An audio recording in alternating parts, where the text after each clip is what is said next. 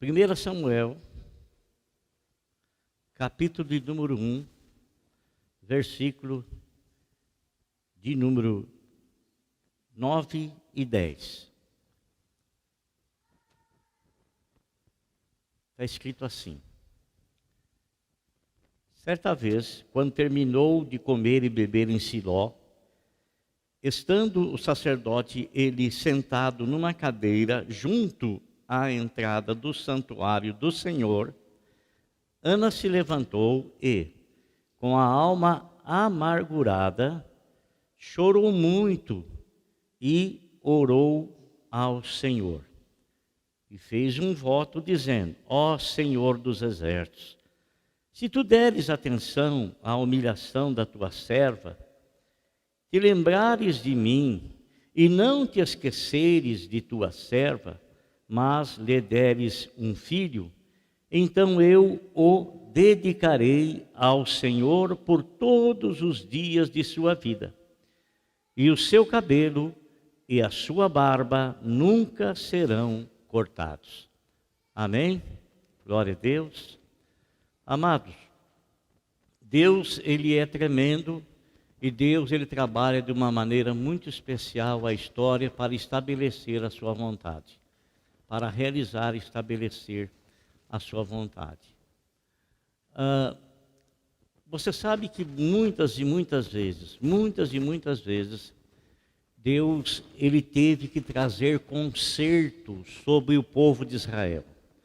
E esses consertos, às vezes, começavam pelos líderes, porque os líderes eram aqueles que comandavam, que lideravam, que guiavam. E muitas vezes eles perdiam o rumo, perdiam a direção. Está escrito na palavra de Deus que não existe coisa mais corrupta do que o coração do homem. A Bíblia fala que o coração do homem, ele é tremendamente corrupto. E muitos daqueles que foram chamados por Deus, que foram escolhidos por Deus, de princípio foram homens tementes ao Senhor, homens que buscavam realizar a vontade de Deus em suas vidas. Mas, no decorrer da caminhada, muitos, não a totalidade, mas a grande maioria, uma grande maioria deles, eles perdiam a direção, perdiam o rumo, perdiam o alvo. O homem não pode fazer nada sem Deus. Todos aqueles que foram escolhidos por Deus tiveram uma característica: a presença de Deus estava com eles, sobre a qual Deus prometeu de estar.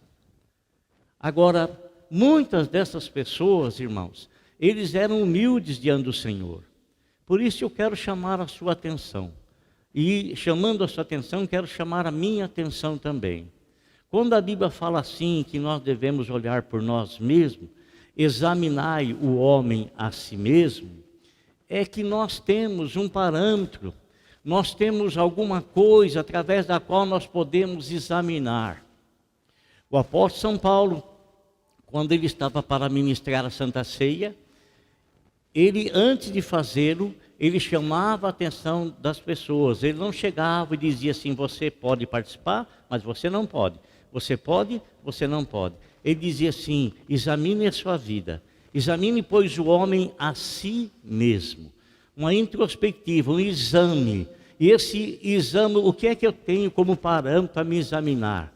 O que a Bíblia fala? O que a palavra de Deus nos diz?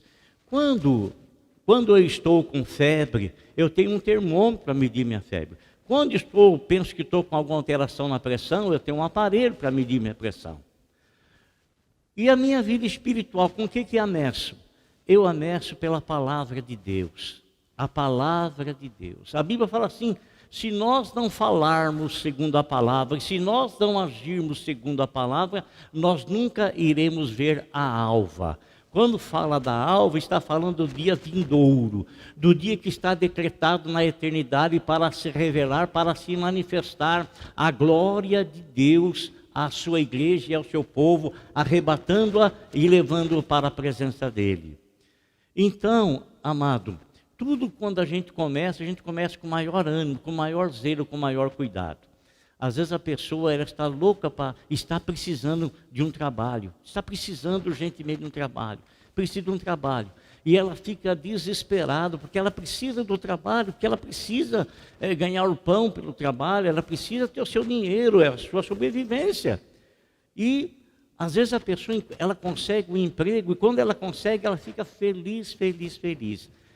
Mas começa a passar os dias, aí ela começa a ver que o trabalho é muito, o que ela ganha é pouco, ela começa então a amaldiçoar aquilo que vem na mão dela. Ela perde o rumo, ela perde a direção. Quando você entra na escola, você vai na escola, você tem um caderno novo, os livros novos, você tem o maior zelo com ele, maior zelo, né? Eu me lembro que eu tinha o maior cuidado quando estava fazendo, naquela época, o primário, naquele tempo, caderno novo, né? Era um só caderno borrachudo, né? E a gente tinha o maior zelo, e a professora falava assim, não faça orelha no caderno. Sabe o que é orelha no caderno? Sabe que é orelha no caderno? Sabe, né? Não faça orelha no caderno. E a gente com o maior zelo, até os primeiros meses. Depois já começava a fazer rabisco, já não caprichava mais na letra, não é assim? Aí escreve o nome da namorada, escreve o nome do namorado, escreve o nome de alguém, escreve alguma coisa, e lá, né? Muito mais os homens do que as meninas. As meninas, elas mesmo que elas fazem umas coisas, elas fazem caprichada. Né? O homem já, né? Então, de início é assim. Por que, amado, que a gente não começa e não tem andamento com o mesmo zelo e com o mesmo cuidado de princípio? Porque a gente para de vigiar. Eu estava com um irmão um dia desses, e ele havia alugado um carro. E ele estava querendo jogar uma água no carro, porque ele teve que pegar uma estrada de terra e sujou um pouco o carro. Até o carro não estava tão sujo assim, Até porque o lugar onde ele estava chovendo, E você sabe, quando a pessoa aluga um carro, ele vai devolver, já está paga a lavagem, já tudo. Mas ele foi procurar um posto para jogar água no carro, e ele me falou assim, olha, eu cuido das coisas dos outros como se fosse minha. Eu achei muito interessante isso, muito interessante. Isso mostra o zelo que a pessoa tem com as coisas dos outros e, consequentemente, com as suas próprias. E, às vezes, nós, irmãos, começamos na vida maravilhosamente bem, magnificamente bem, na vida cristã. Mas, de repente, irmão, a gente começa, assim, a perder aquele alvo. A gente pode fazer o que quiser, se nós não tivermos e não perdermos o alvo de Cristo, e se nós não também deixarmos, não deixarmos aquele pensamento que está na palavra de Deus, que Deus nos deu a vida para glorificarmos o nome dEle. A minha vida é para a honra do nome do Senhor. Eu posso desejar ser o que quiser, buscar ser o que quiser, mas naquilo que eu vou ser, eu vou glorificar o nome do meu Senhor, o nome do meu Salvador. E sabe, irmãos, Samuel foi o último dos profetas, foi o último dos juízes, Samuel. E é interessante que Deus, ele estava precisando levantar uma pessoa, mas uma pessoa que desde o ventre fosse consagrado a Ele, desde o ventre. Nós sabemos que o Senhor Jesus tinha cabelos longos, mas a história fala isso? Não, a história fala, a Bíblia fala. A Bíblia fala que Jesus Cristo, ele foi alguém consagrado a Deus desde o ventre. E o que caracterizava alguém consagrado a Deus desde o ventre eram os cabelos longos e a barba. Não se passava navalha na cabeça e nem na barba.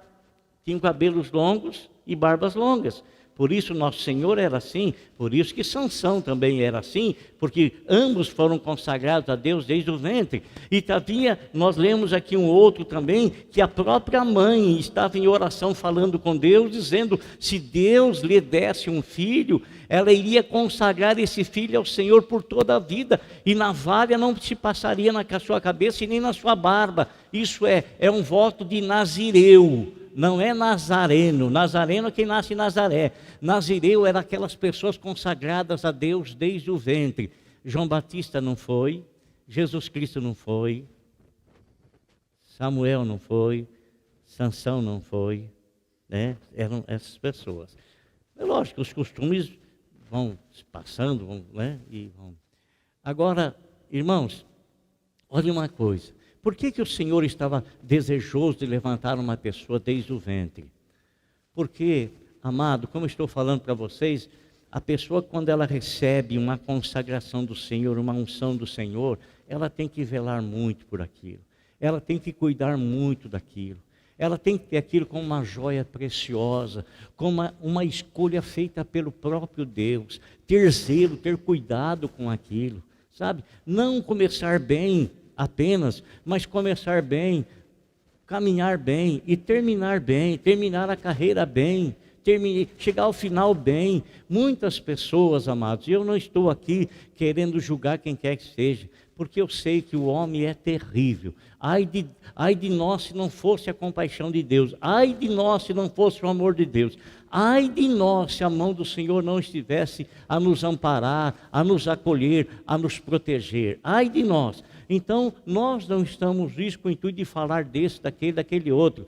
Mas, amados irmãos, tem muitas pessoas que eles perdem a sua chamada, perdem a sua carreira, porque eles olham para aquele lá que, nossa, e a gente sempre olha para aqueles que estão acima de nós. Essa é a realidade. Essa é a verdade. Sempre nós temos como exemplo aqueles que estão acima de nós. Olha,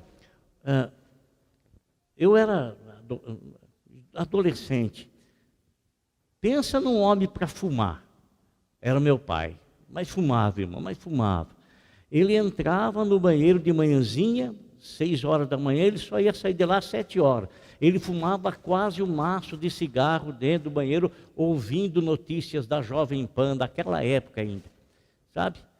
Fumava um cigarro chamado Quente. Era QMT, maço verde. E ele falava para nós assim, falava para mim assim, você não vai fumar, tá bom?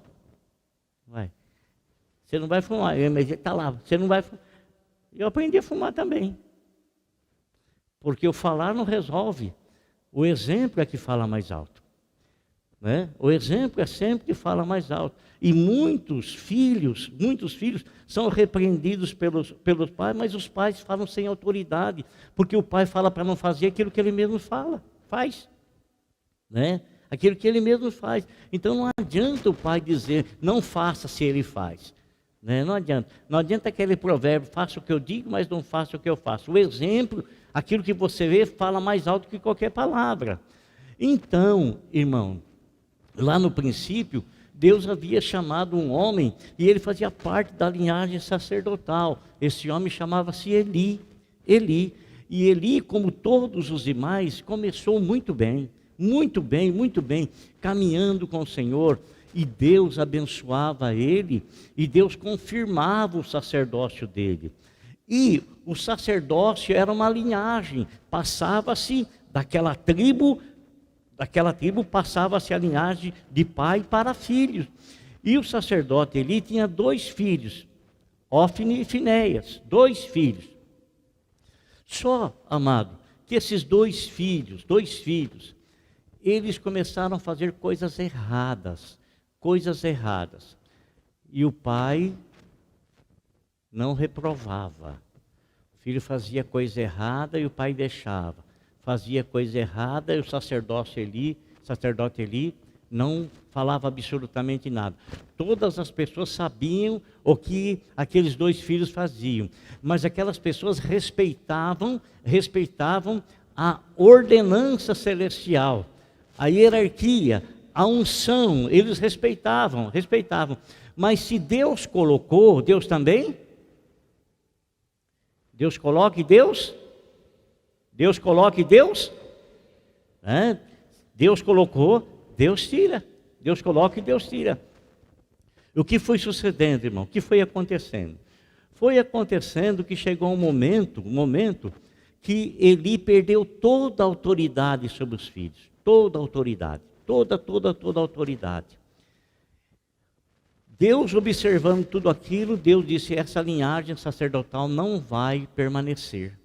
Então Deus rejeitou essa linhagem sacerdotal. E Deus estava precisando de alguém que fosse consagrado desde o ventre. Desde o ventre. Tinha naquela cidade, uma cidade próxima, um homem chamado Eucana. Esse homem tinha duas mulheres. Uma chamava Penina e outra chamava Ana. Veja, tinha duas esposas, porque naquela época se permitia, viu? A poligamia, ela é proibida pelo próprio Senhor Jesus Cristo, e além de ser proibida pelo próprio Senhor Jesus Cristo, é proibida também na Constituição. É proibida. E o que sucedeu, irmão? Sucedeu que ele amava a esposa Ana, amava profundamente a esposa Ana. Mas Ana é estéril, Ana não podia lhe dar filho. E Penina não.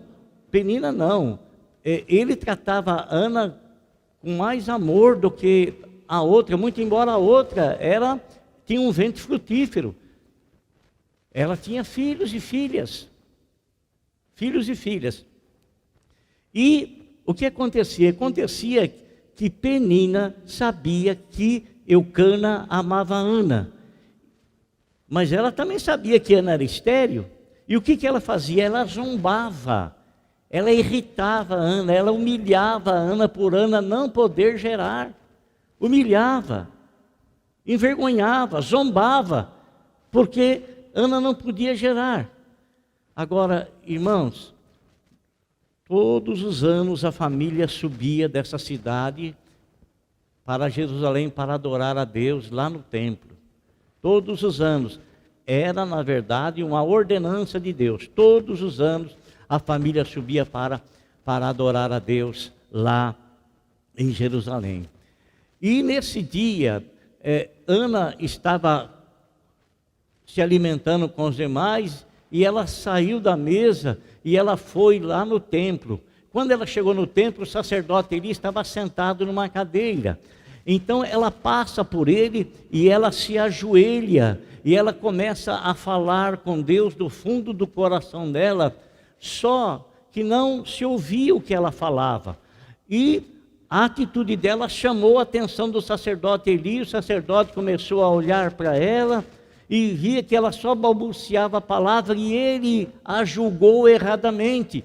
Ele julgou que ela estava embriagada, e ele chamou a atenção dela: escuta aqui, mulher, até quando você vai ficar aí diante da bebida? Até quando você vai ficar aí diante do vinho?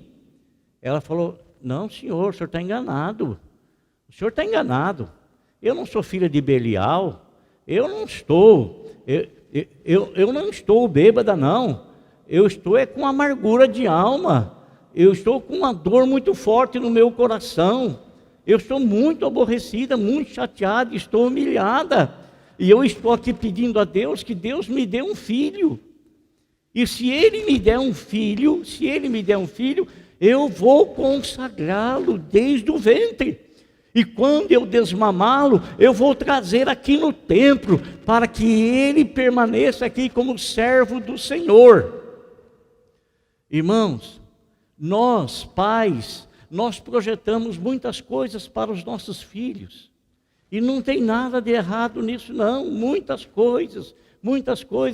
A gente fica feliz quando nós temos alguém que chega para nós, fala: graças a Deus eu concluí aquele curso, graças a Deus eu me formei naquela faculdade, graças a Deus eu fiz uma pós-graduação, graças a Deus eu fiz isso, graças a Deus eu fiz aquilo, graças a Deus eu fiz aquilo outro.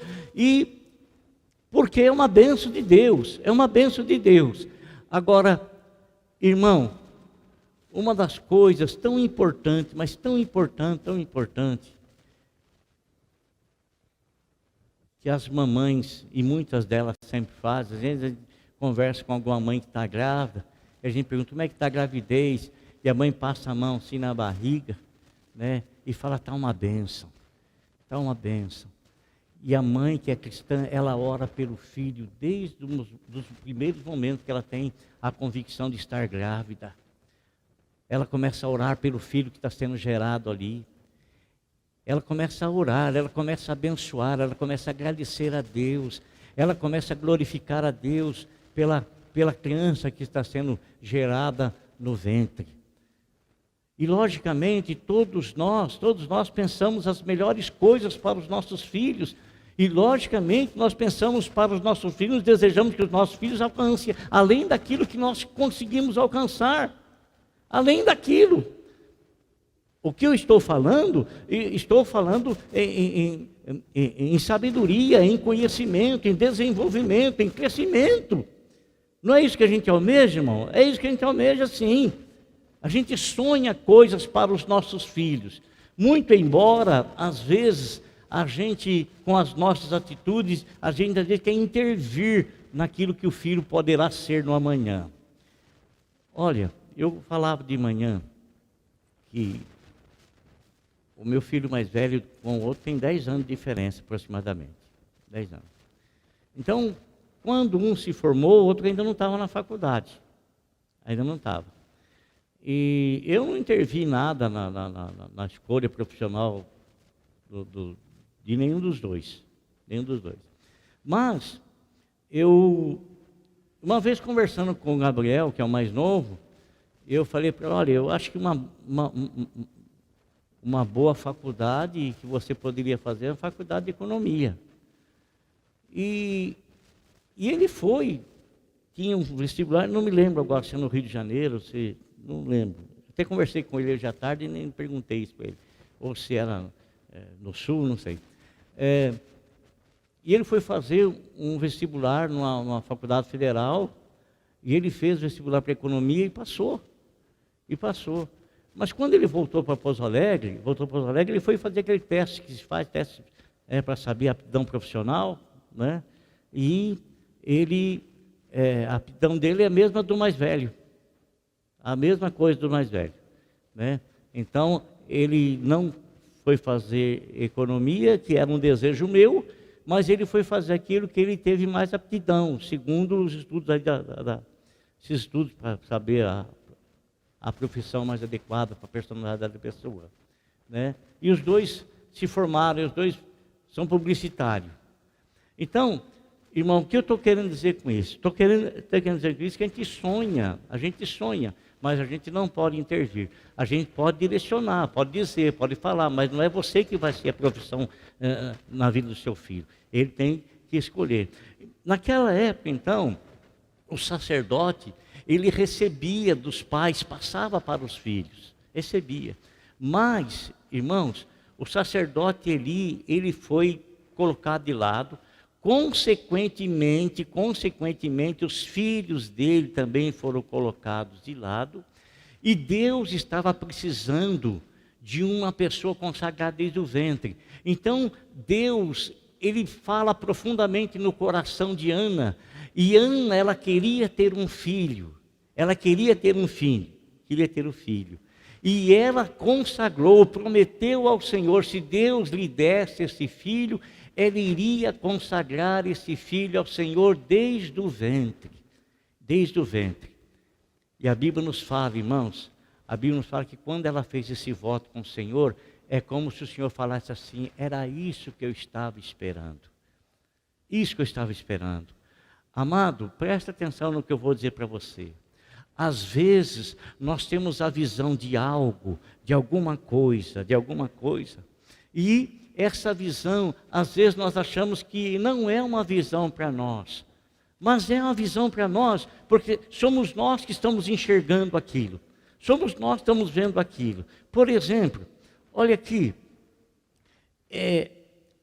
quando Neemias estava lá, era o copeiro do rei Artaxerxes, e ele estava preocupado com a situação do povo em Israel, estava muito preocupado, Então, essa preocupação chamou a atenção de Deus.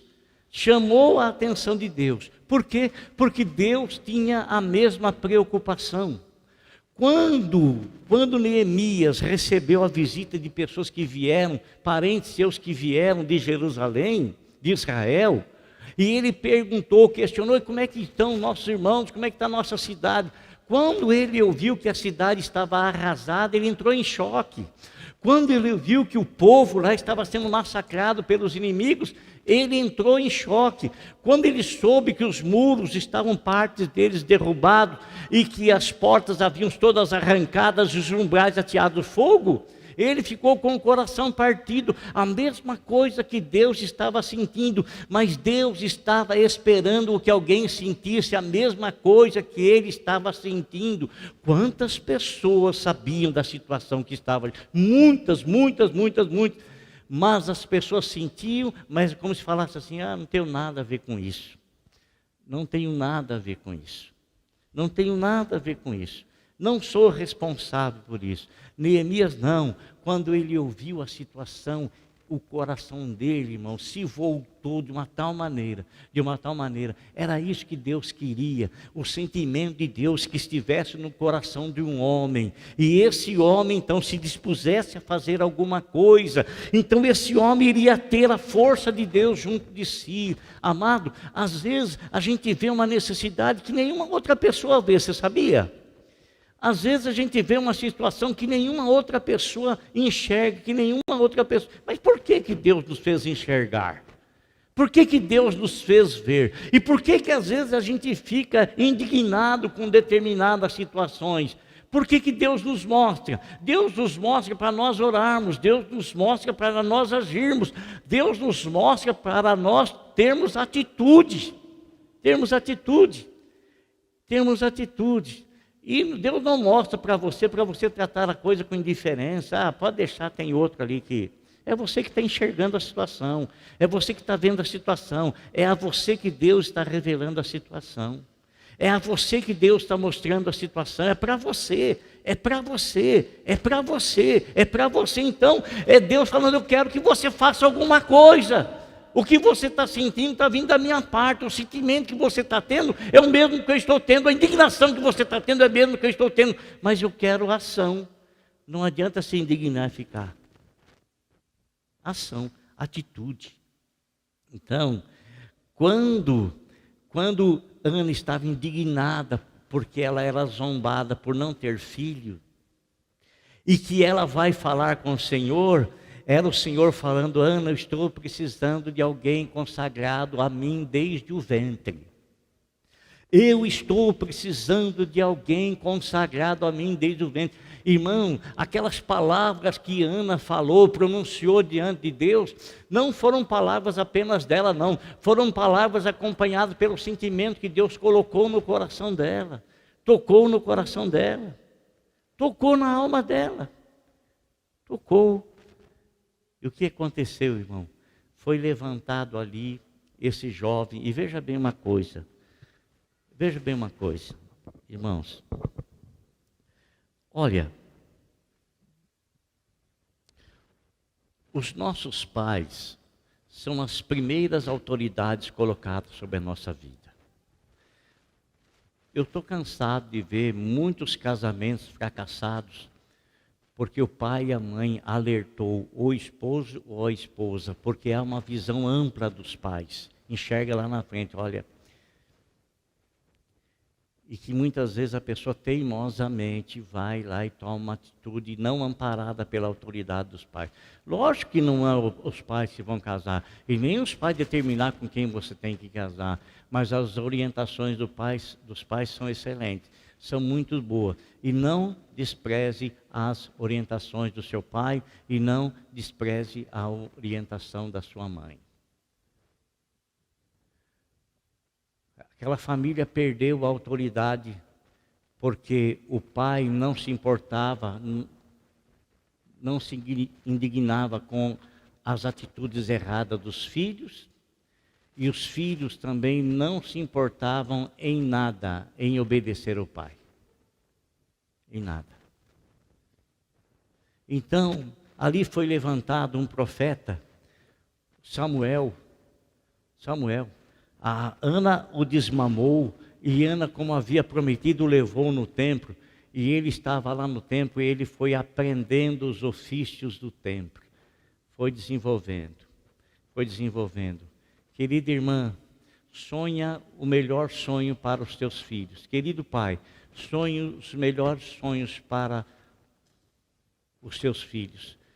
Mas uma coisa eu quero lhe dizer, o melhor sonho de todos é que eles sejam um médico, um advogado, seja um empreiteiro, seja um pedreiro, seja o que for.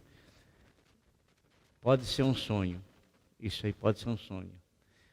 Mas seja o que ele vier a ser, peça a Deus para que ele seja um homem e uma mulher de Deus. Que ele seja um homem e que ele seja uma mulher de Deus. Seja um homem e seja uma mulher de Deus. Me entendeu? Seja um homem e seja uma mulher de Deus. Porque se seu filho e a sua filha forem pessoas que pertencem a Deus, eles vão te obedecer, vão obedecer às autoridades. Eles não vão dar trabalho na escola, não vão dar trabalho para a sociedade, não vão dar trabalho para as autoridades, não vão dar. Eles vão ser bênçãos. Está me entendendo? Vão ser bênçãos. Vão ser bênçãos. Então, mas eu me converti, já tinha os filhos, já tinha isso. Começa a orar a Deus em favor deles. Começa a colocá-los diante de Deus em oração. Você não sabia orar antigamente e hoje você sabe. Deus não operava antigamente porque você não sabia orar. Deus passa a operar agora porque você sabe falar com Ele.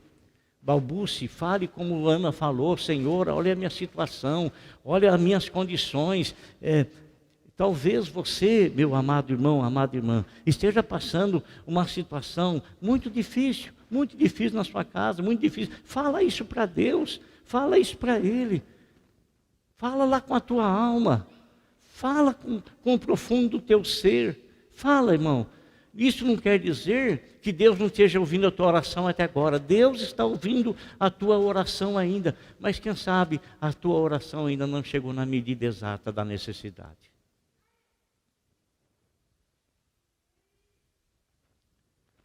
Amém?